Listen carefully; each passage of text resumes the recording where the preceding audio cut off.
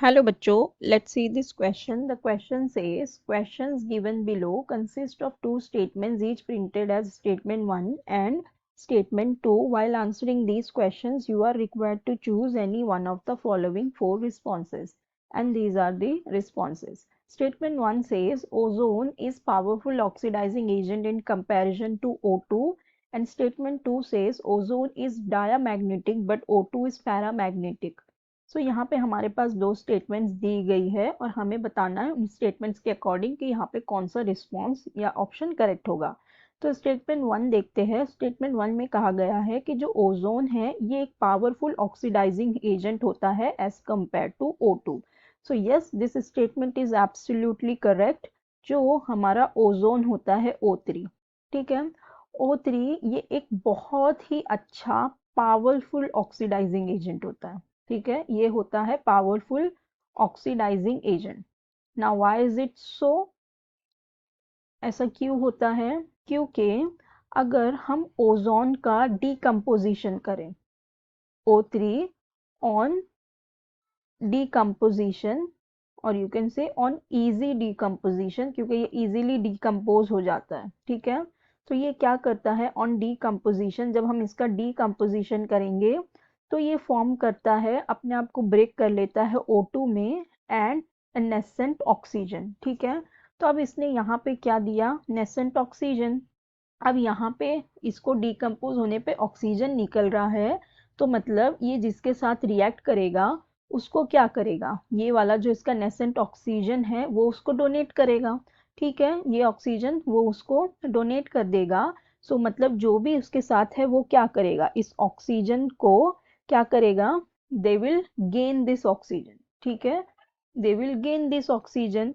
तो अब ये ऑक्सीजन, गेन ऑफ ऑक्सीजन क्या होता है? गेन ऑफ ऑक्सीजन ऑक्सीडेशन होता है।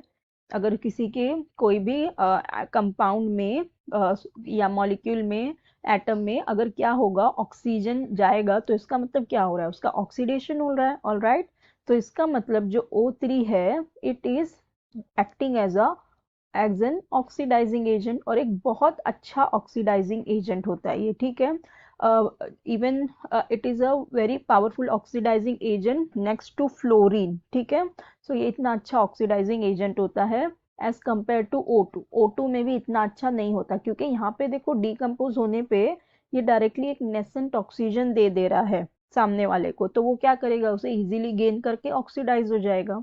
सो इसका मतलब ये बहुत ही अच्छा ऑक्सीडाइजिंग एजेंट है। तो इसका मतलब ये वाली जो हमारी स्टेटमेंट है ये बिल्कुल ही करेक्ट है। अब जो स्टेटमेंट 2 दी हुई है इसमें कहा गया है कि ozone is diamagnetic but O2 is paramagnetic. So देखो, अगर हम O2 की बात करें, तो अगर हम O2 की इलेक्ट्रॉनिक कॉन्फ़िगरेशन देखें तो यहाँ पे ये इसमें आती है पाई 2p(x) में एक इलेक्ट्रॉन होते हैं और पाई 2p(y) में एक इलेक्ट्रॉन होते हैं। ठीक है, तो अब देखो यहाँ पे एक एक इलेक्ट्रॉन है, अनपेयर्ड इलेक्ट्रॉन है, तो इसलिए ये क्या होता है? अनपेयर्ड इलेक्ट्रॉन है तो ये हो जाएगा पैरामैग्नेटिक। ठीक है, ये कैसा होता है? पैरामैग्नेटिक। वाइल अगर हम O3 को देखें, O3 में क्या होता है?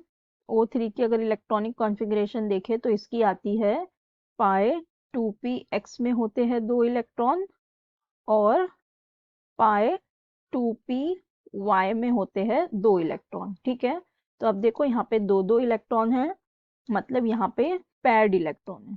ठीक है, यहाँ पे पैर्ड इलेक्ट्रॉन है तो इसलिए ये क्या हो जाता है?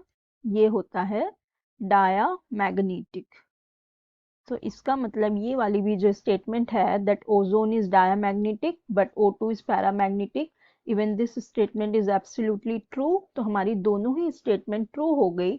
लेकिन जो ये हमारी सेकंड स्टेटमेंट है ये फर्स्ट वाली स्टेटमेंट को एक्सप्लेन नहीं कर रही। फर्स्ट वाली statement is about oxidising agent, तो इसके डायामैग्नेटिक और पैरामैग्नेटिक से उसका कोई लिंक नहीं है।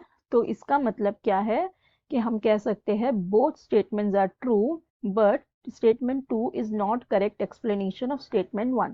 So the correct option would be option B. So I hope you understood it well. Best of luck. Thank you.